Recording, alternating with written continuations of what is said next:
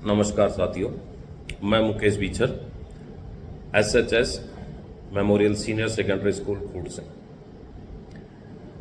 आप सब अच्छी तरीके से वाकिफ़ हैं कि कक्षा 10 और 12 का परीक्षा परिणाम काफ़ी दिनों पहले आ चुका है और बालाजी महाराज के आशीर्वाद से, हमारे सभी चिंतकों की दुआओं से और बच्चों की और स्टाफ साथियों की कड़ी मेहनत की बदौलत आपके अपने SHS विद्यालय का परीक्षा परिणाम बहुत शानदार रहा है।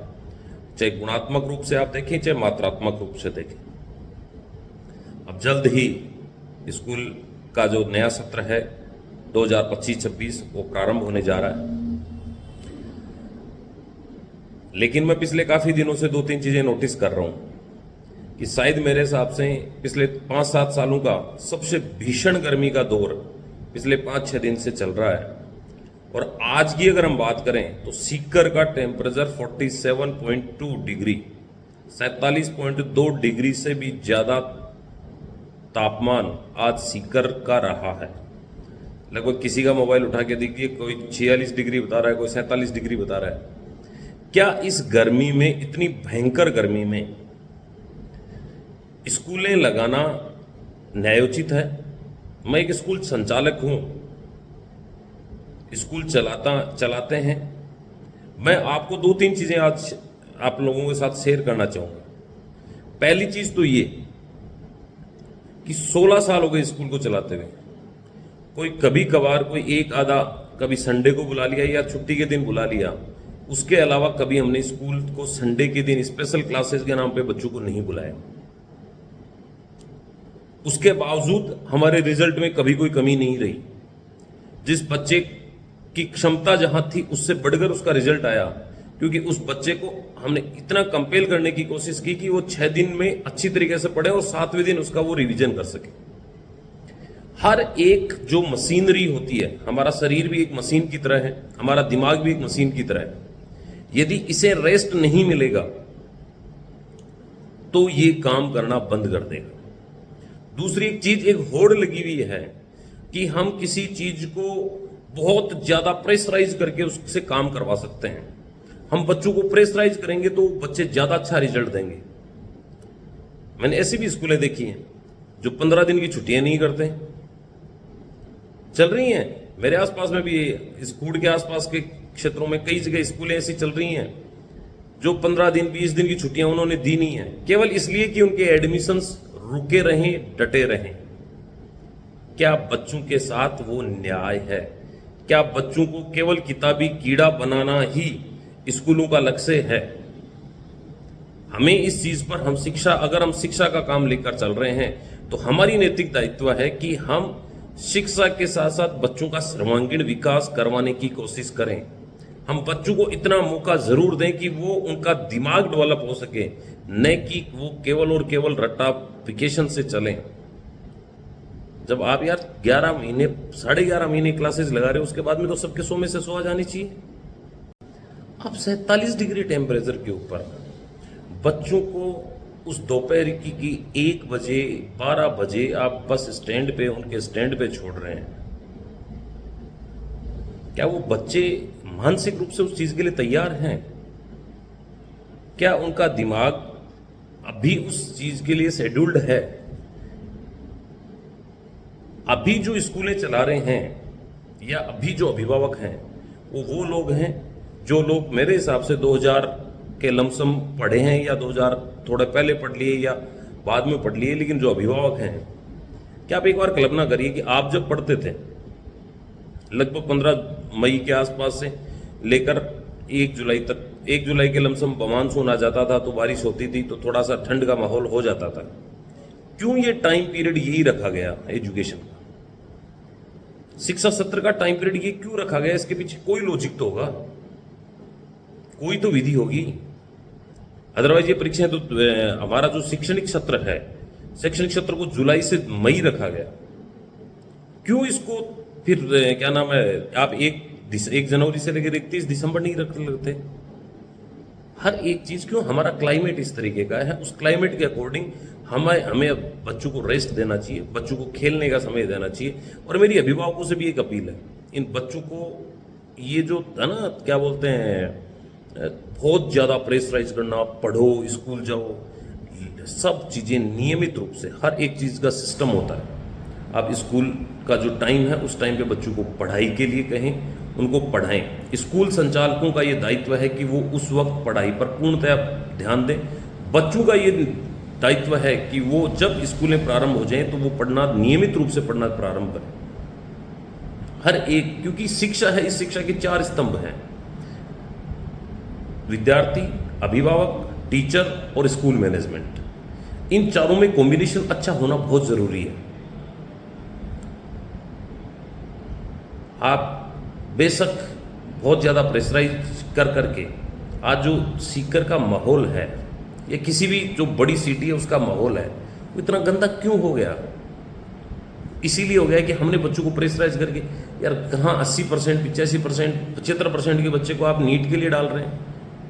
हर एक बच्चा डॉक्टर थोड़ी बन जाएगा, हर एक बच्चा इंजीनियर थोड़ी बन जाएगा, हर एक बच्चा आईएएस थोड़ी बन जाएगा। आप कम से कम उसका आकलन तो करिए कि वो बच्चा किस जगह फिट होने लायक है, वो बच्चा क्या कर सकता है। एक बच्चा हो सकता है कि वो 95% का है और नीट बहुत अच्छा नहीं कर सकता, लेकिन वो ग्रेजुएशन अच्छी तरीके से करके बहुत अच्छा टीचर बन सकता है। तो उसे डॉक्टर अच्छा बनना चाहिए या फिर टीचर बनना चाहिए? एक छोटी सी बात, कल एक बहुत बड़ा हादसा हुआ था। 242 लोग एक साथ लगभग तो जल गए। उनके क्या नाम, जो पीछे अवशेष बचे हैं उनके डीएनए से पता लगा रहे हैं कि ये किसका अवशेष है। अब कल्पना करिए, वो सब लंदन जा रहे थे, इसका मतलब पैसों की भी शायद मेरे हिसाब से कोई कमी नहीं थी। क्या केवल और केवल हमारा लक्ष्य केवल पैसा कमाने लायक रह गया? ये क्यों कह रहा हूं मैं? ये इसलिए कह रहा हूं कि आप बच्चों को प्रेशराइज नहीं करें, बच्चों को जिंदगी जीने दें। जिंदगी जीने का अर्थ कहीं ये नहीं है कि उन्हें वो आज़ादी दे दें कि जिस आज़ादी के भरोसे बच्चे बर्बाद हो जाएं। बच्चों की पर्सनल केयरिंग करें और अपने बच्चों को उसी विद्यालय में भेजें जिस विद्यालय में उनकी व्यक्तिगत केयरिंग हो सकती है। अगर आप किसी कोचिंग इंस्टीट्यूट में भी भेज रहे हैं तो उस कोचिंग इंस्टीट्यूट में भेजें जहां व्यक्तिगत रूप से आपके बच्चे पर ध्यान रखा जा सकता है या नहीं रखा जा सकता।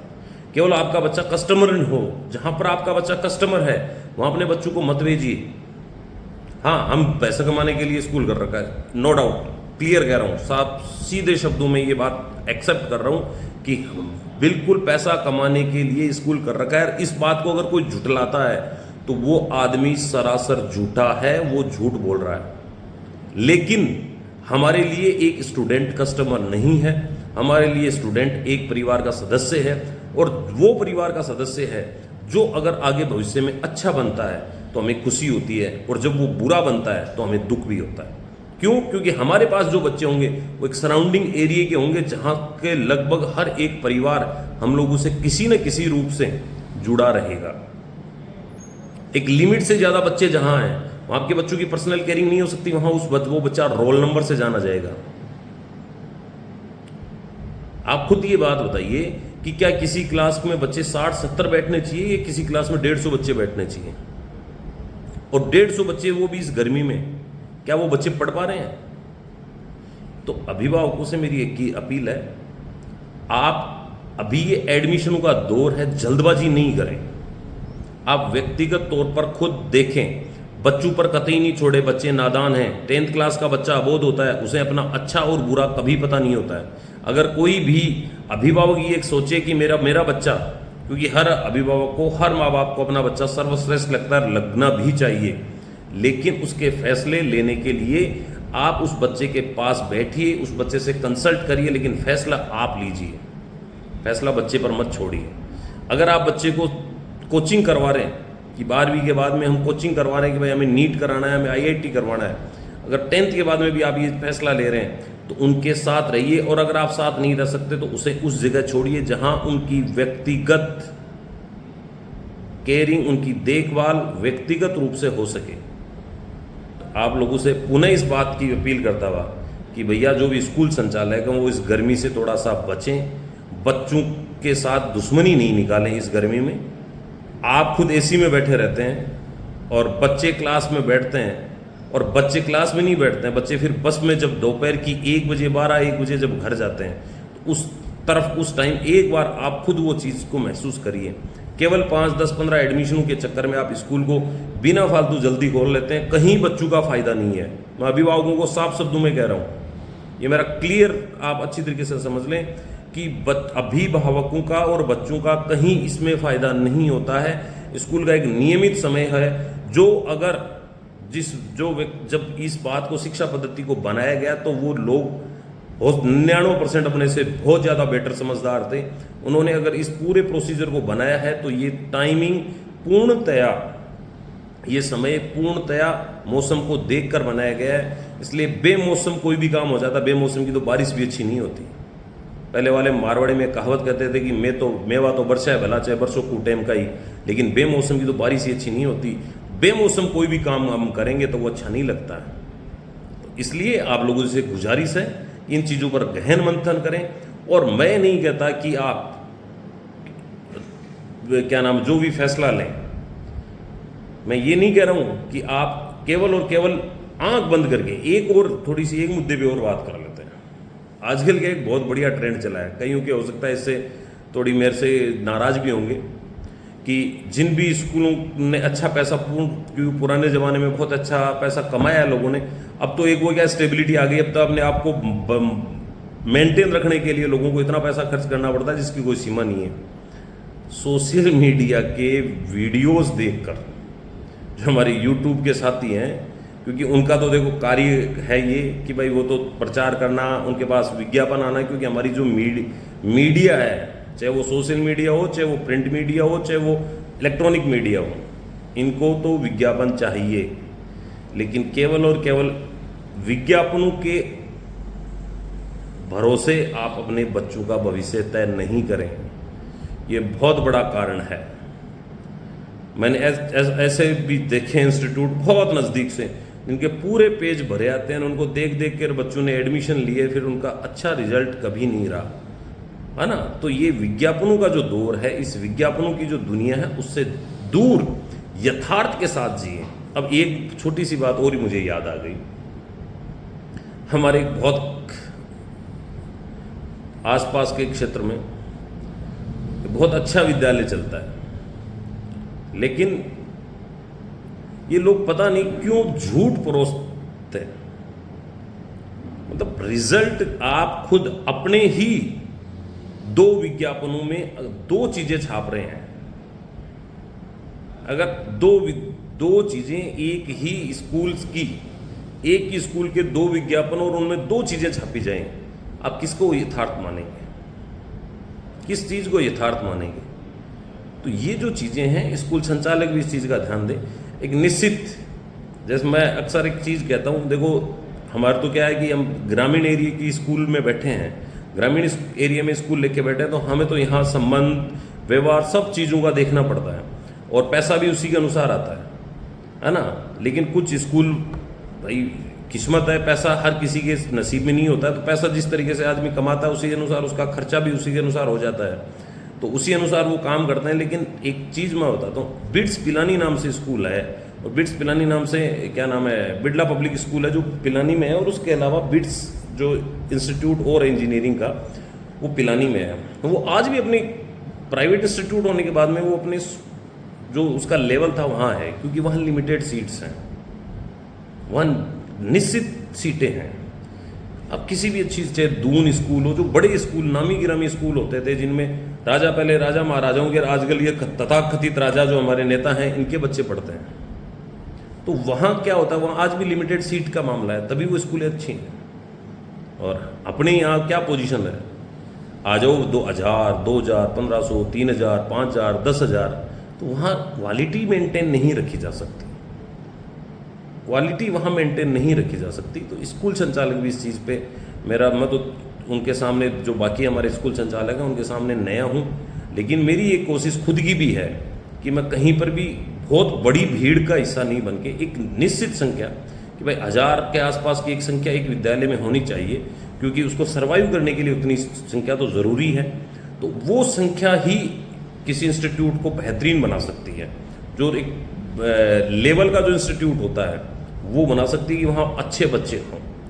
तो इन्हीं बातों के साथ आप लोगों से गुजारिश ज़रूर करूँगा कि जो इस खूड़ क्षेत्र के इस 10-12 किलोमीटर खूड़ के 10-12 किलोमीटर के हैं, वो लोग अपने बच्चों का एडमिशन करवाने के पहले एक बार आप ज़रूर आकर मिलें, टेबल पर अपन बैठ के बात करें।